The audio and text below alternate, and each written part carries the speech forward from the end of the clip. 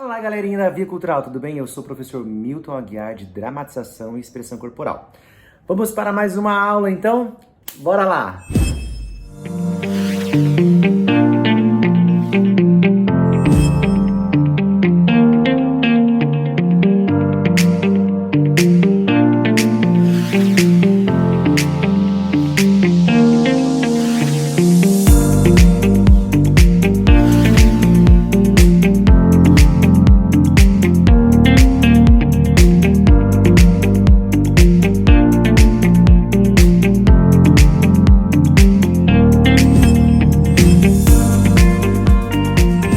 Na aula anterior, nós conversamos um pouco sobre os sons que nós emitimos dentro de nós mesmos. Então, qual foi o exercício? Para você anotar os sons que você emite. Por exemplo, o seu coração batendo, o ar que respira, quais são as sensações, quais foram as sensações que esses sons que você emite causam em você. E nessa aula, especificamente, nós vamos falar sobre os sons que estão ao nosso redor e que, de certa forma, eles criam em nós sensações e nos trazem memórias sobre alguma coisa, sobre um fato, sobre um desejo, sobre um sonho, sobre uma necessidade, uma tristeza, uma alegria imensa. Então, quando nós falamos de sons, nós temos os nossos próprios sons, que nós mesmos assim criamos, que são os sons que a gente cria, normalmente, fisiologicamente falando. Tem os sons que eles agregam a nossa vida através do nosso dia a dia. Então, nessa aula, eu vou pedir para vocês pegar o celular de vocês, colocar ele, ir para um lugar que vocês gostam, que vocês se sintam bem, colocar esse celular e colocar para gravar. Lá no nosso Classroom, você vai escrever qual é a sensação que isso traz para você. Nossa, professor, não entendi. Vou dizer. Suponhamos que eu esteja aqui na minha casa. Normalmente aqui em casa vocês já devem conhecer que o meu vizinho dá uma descarga. Hoje não deu descarga, né? Então não deu para ouvir. Qual o som, o que esse som dessa descarga traz, quando ele aciona a descarga dele, o que eu penso? Eu penso em várias coisas, como por exemplo, o que ele está fazendo na casa dele? Tá tendo uma festa? Quando durante a madrugada tem vários acionamentos, tá tendo uma festa? Tá acontecendo alguma coisa? Ele tá bem? Por que ele tá indo tanto ao banheiro? Né? Às vezes eu tô dormindo, aquele barulho me assusta. Então, esse som me remete a susto. Por exemplo, uma ambulância andando na rua. Nossa, alguém está mal dentro da ambulância ou alguém está mal e a ambulância está indo buscar. Se eu ouço uma música de amor, como isso reverbera? Se eu ouço uma música, uma trilha sonora que me dá um certo aconchego, que me faz ficar tranquilo, o que isso reverbera? É uma música que me traz sensações de amor, sensações de saudade, sensações de medo, sensação de frustração, sensação de ansiedade.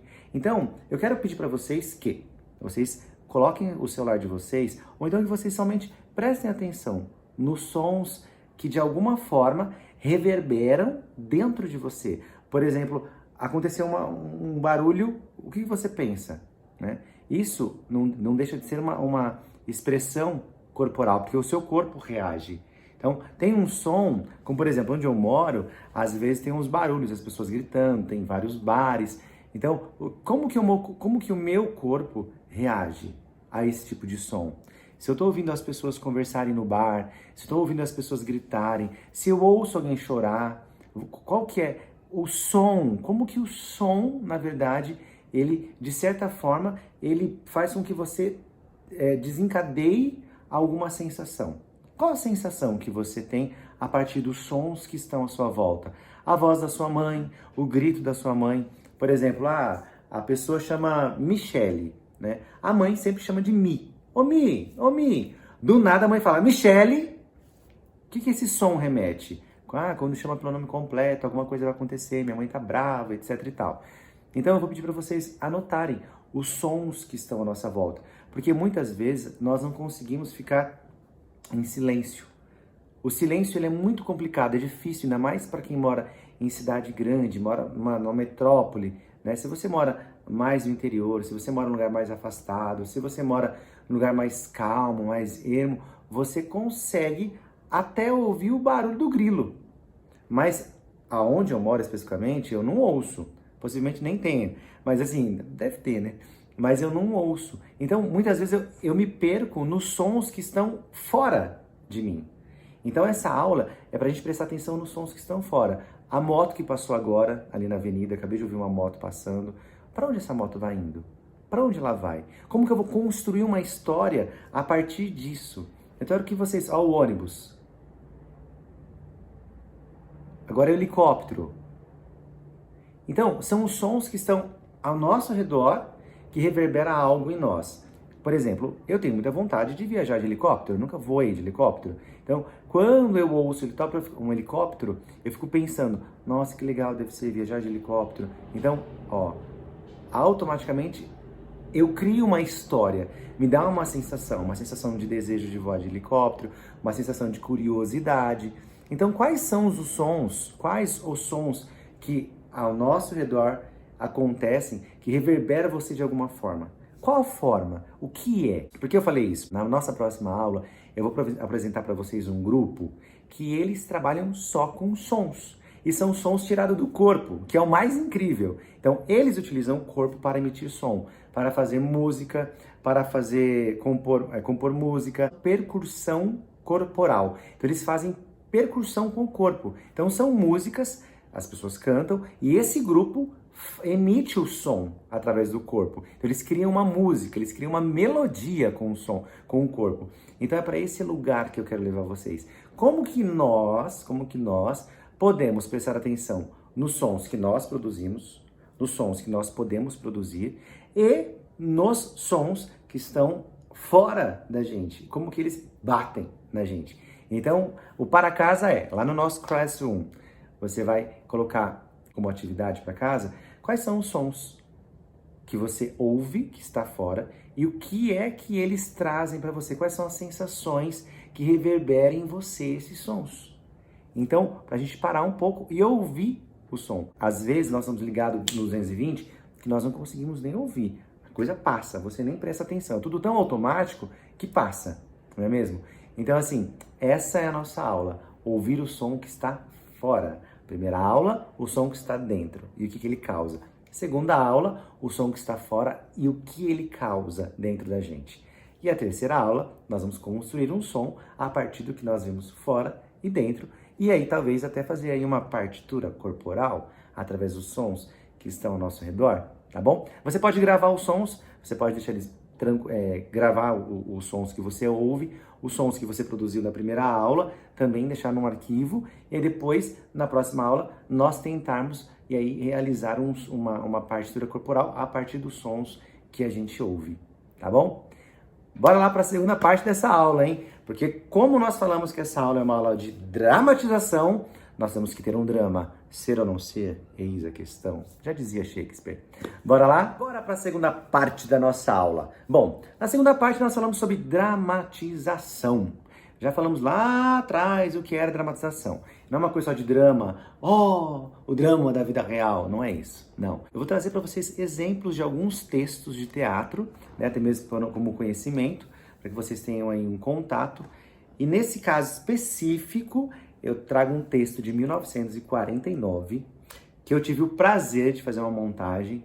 É um texto pesado, denso. Ele fala sobre a história da queda trágica do herói, né? Então ele traz de uma forma bem pesada isso, chamado A Morte de um Caixeiro Viajante, de Arthur Miller, né? Eu fiz o Charlie, o personagem Charlie, e aí ele era o fiel confidente do Willie, que acaba passando por uma situação muito complicada. Então foi um espetáculo muito complicado, muito difícil de fazer, muito complexo, mas prazeroso em fazer, porque você sente realmente ali a presença, você consegue se entregar para o personagem e viver aquela situação, né? Porque o meu personagem, o Charlie, ele foi a pessoa que ficou sabendo primeiro que o Willie ia cometer aí uma atrocidade para a vida dele. Então, a morte do caixeiro viajante, o caixeiro viajante, ele é um cara que ele viajava, óbvio, né? Viajante, ele viajava vendendo, ele era um vendedor. Então ele saía de cidade em cidade vendendo. Só que as coisas não andavam tão bem. E ele queria deixar a sua família bem.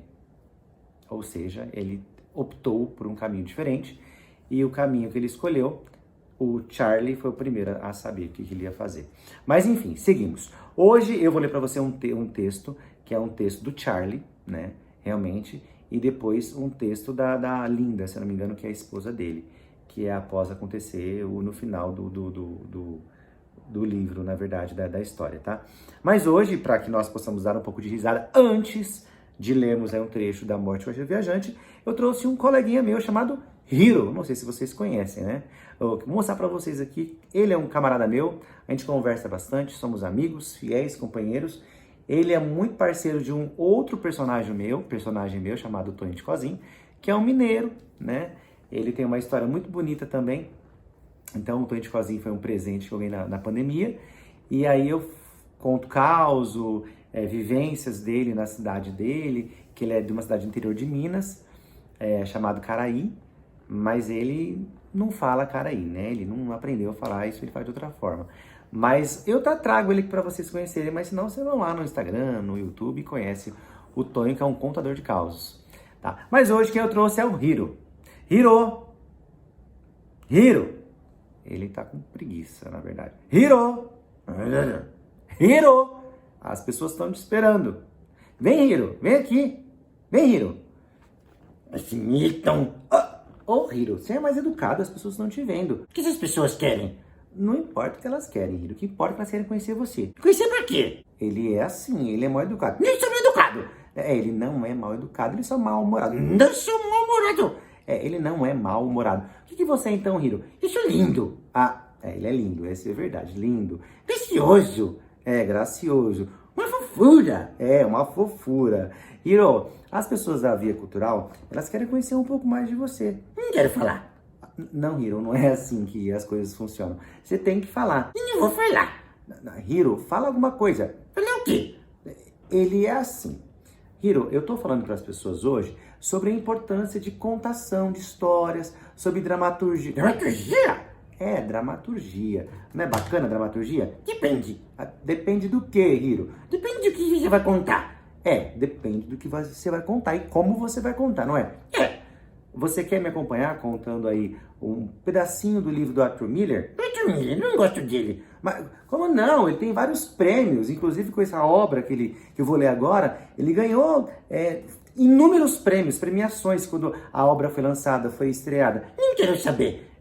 O Hiro, ele tem uma certa personalidade forte. Isso é personalidade forte. Não é, né? Você quer ir embora, então? Dá tchau pra galera, que tá tudo bem. A gente já ficou demais hoje, não é mesmo, Hiro? Chega, né? Não chega. Chega sim. Não chega. Gente, assim, Hiro, tá bom, tá, querido? Obrigado pela sua presença. Obrigado, as pessoas já entenderam que você existe. Elas já entenderam que você pode contar. Não quero contar nada. Tá bom, você não vai contar nada. Então, fica bem, tá? Eu não quero falar. Ô, Hiro, para, as pessoas ficam bravas. Eu não vou fazer isso. Ele é assim, gente. Ele é assim, é um garoto danado. Esse é o Hiro. Por que eu trouxe o Hiro? Porque é uma outra forma de você fazer uma dramatização com bonecos. Você faz uma manipulação de bonecos. Então, através de um fantoche, através de bonecos que você pode fazer a manipulação também, né? Então, todas essas são as formas que você pode utilizar. Mas vamos então aqui no livro A Morte do Caixeiro Viajante, de Arthur Miller.